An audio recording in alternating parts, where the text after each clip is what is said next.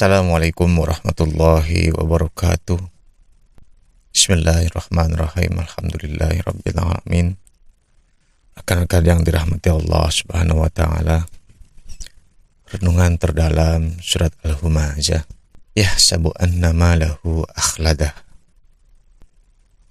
Ia mengira hartanya dapat membuatnya kekal. Kalau ayat ini hanya bicara tentang logika, seharusnya semua sudah selesai. Semua orang tahu kok, uang tidak dibawa mati, jabatan juga akan berakhir, tubuh akan menua, rumah juga, semuanya akan ditinggalkan. Nama perlahan juga dilupakan. Semua orang tahu. Lalu mengapa manusia tetap mengejarnya? Mengapa tetap gelisah? Mengapa tetap menghitung-hitung? Mengapa tetap haus? Kalau hanya logika, seharusnya tidak ada lagi yang dipertahankan. Berarti yang sedang bekerja bukan logika, tetapi sesuatu yang lebih dalam. Ego. Aku tidak sedang mengatakan harta itu salah ya. Islam tidak melarang manusia menjadi kaya. Banyak nabi juga hidup berkecukupan. Jadi yang disentuh Al-Quran bukan hartanya, tetapi apa yang terjadi di balik hati manusia. Mengapa ia mengumpulkan? Mengapa ia menghitung-hitung? Mengapa ia begitu takut kehilangan? Mungkin yang sedang dipertahankan bukan harta, tetapi sebuah rasa. Rasa bahwa aku harus tetap ada. Aku harus tetap dihormati. Aku harus tetap dianggap.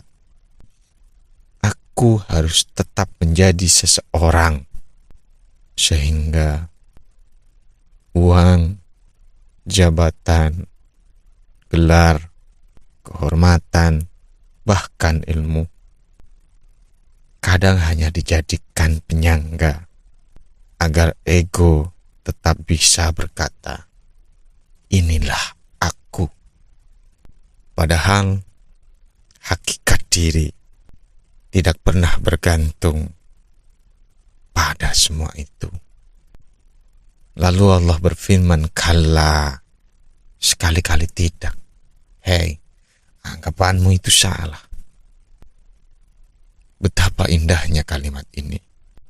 Selama ini kita mengira Allah sedang memarahi kita. Tetapi bagaimana kalau Allah sedang membantah ilusi kita? Seolah Allah berkata, bukan itu dirimu. Yang kamu pertahankan siang dan malam, itu bukanlah hakikatmu. Yang kamu takutkan hilang, bukan dirimu yang sejati. Kemudian Allah berfirman, kalla la yumbadanna fil khutamah. Sungguh, kamu akan dilempar ke dalam khutamah. Hei, kalau ayat ini hanya dipahami sebagai ancaman, mengapa Allah memakai kata khutamah? Sesuatu yang meremukkan. Bagaimana kalau dalam ayat diri yang dilempar ke khutamah ini bukan tubuh ini, bukan fitrah, tetapi anggapan ego bahwa dialah pusat kehidupan, bahwa dialah sumber cahaya, bahwa tanpa semua yang dikumpulkannya, ia tidak akan ada.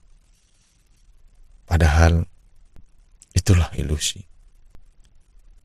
Demi matahari ketika waktu duha, demi bulan ketika mengikuti matahari, wasyamsi wadhuhaha wal qamari idza talaha. Bulan tidak punya cahaya. Ia hanya memantulkan cahaya dari sinar yang dipancarkan oleh matahari. Bagaimana kalau ego juga seperti itu?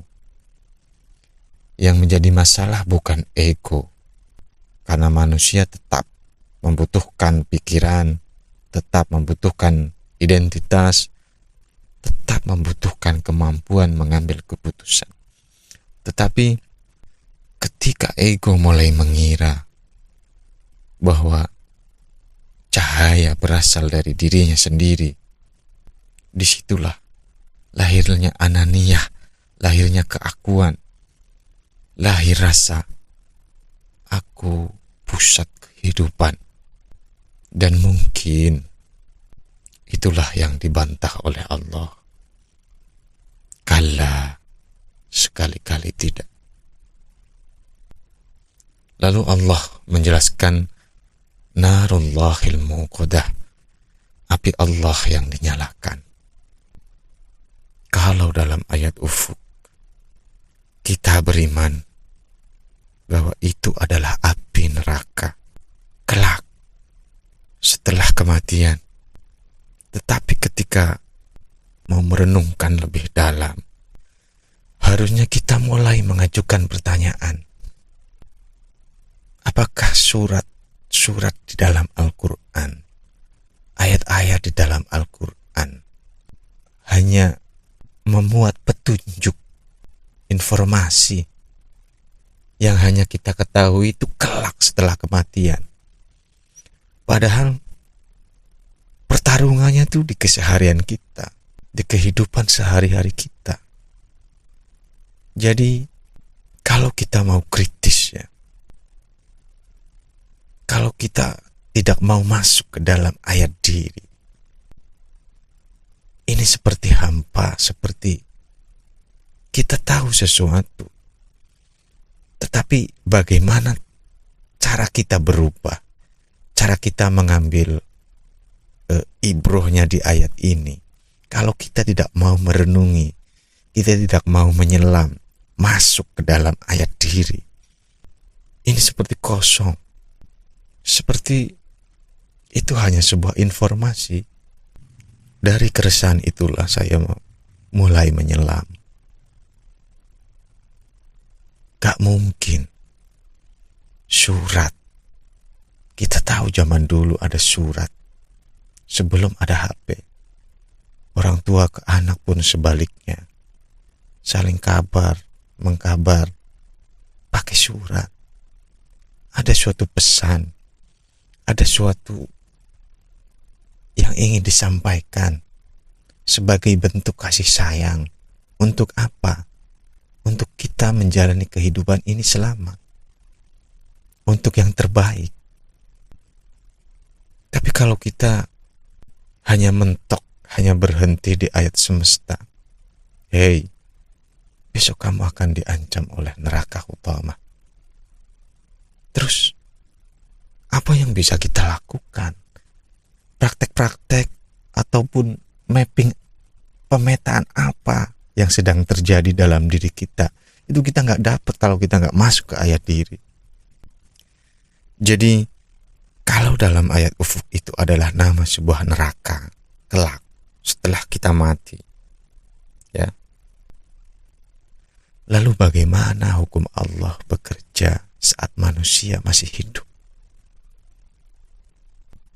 Lalu perlahan mulailah terbuka, mulailah ada lintasan-lintasan yang kuat sebagai bagian dari perenungan, sebagai bagian pertanyaan yang terdalam selama ini. Apa api Allah dalam konteks al-humazah? Karena kata api itu banyak di Al-Quran. Nabi Musa juga melihat api. Di sebalik api itu dapat apa Nabi Musa?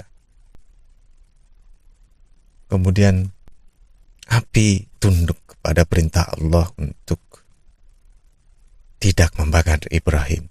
Jadi semua ada konteksnya. Lalu al-humazah ini apa? Api Allah ini di al-humazah itu konteksnya apa? Mungkin api Api Allah ini hanya perenungan ya. Api Allah adalah kebenaran Allah yang tidak pernah padam. Kebenaran itu datang melalui kehidupan, datang melalui peristiwa, datang melalui kegagalan, datang melalui kehilangan, datang melalui penolakan. Bukan karena semua peristiwa itu adalah api, tetapi melalui semua itulah Allah sering menyingkapkan apa yang selama ini tersembunyi, yang terbakar. Itulah ilusi. Ilusi bahwa kita bisa berdiri sendiri, ilusi bahwa kita sumber cahaya, ilusi bahwa kita akan kekal. Kemudian Allah berfirman, allati tattali'u 'alal afidah, yang menembus sampai ke fuad. Mengapa Allah mengatakan fuad? Mengapa bukan sekedar pikiran? Mengapa bukan sekedar hati kolbu? Fuad tidak perlu dibangunkan karena fitrah tidak pernah mati. Yang tertutup adalah lapisan-lapisan ego. Kolbu masih bolak-balik. Ego masih mencari alasan. Tetapi ketika api Allah menyingkap semua ilusi, ketika semua pembelaan mulai runtuh, maka tidak ada lagi yang menghalangi kebenaran Allah. Api Allah menembus sampai ke fuad. Bukan karena fuad baru mengenal Allah, tetapi karena sejak awal fuad memang diciptakan untuk mengenalinya. Maka api Allah tidak hanya memiliki panas, api juga memiliki cahaya. Panasnya meremukkan ilusi, cahayanya menyingkap kebenaran. Dan ketika cahaya itu menembus sampai ke fuad, mungkin yang terjadi bukan pertarungan, melainkan cahaya yang di luar. Kebenaran bertemu dengan cahaya yang di dalam, yang ada dalam diri setiap masing-masing kita. Fuad memang mengenali apa yang sejak awal memang berasal dari Allah.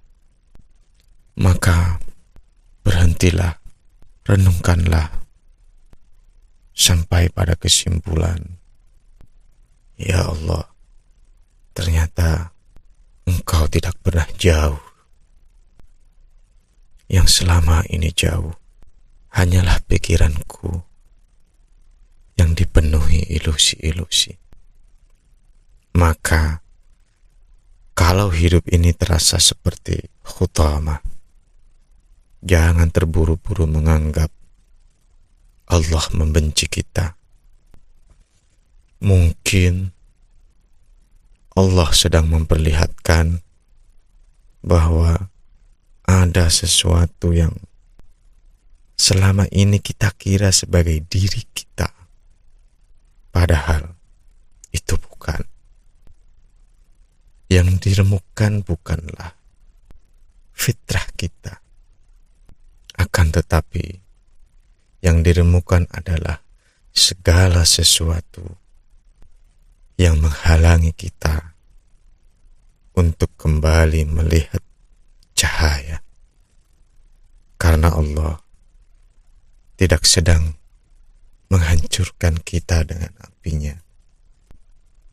Allah sedang memurnikan kita agar ketika semua ilusi itu runtuh, yang tersisa hanyalah diri kita yang kembali mengenal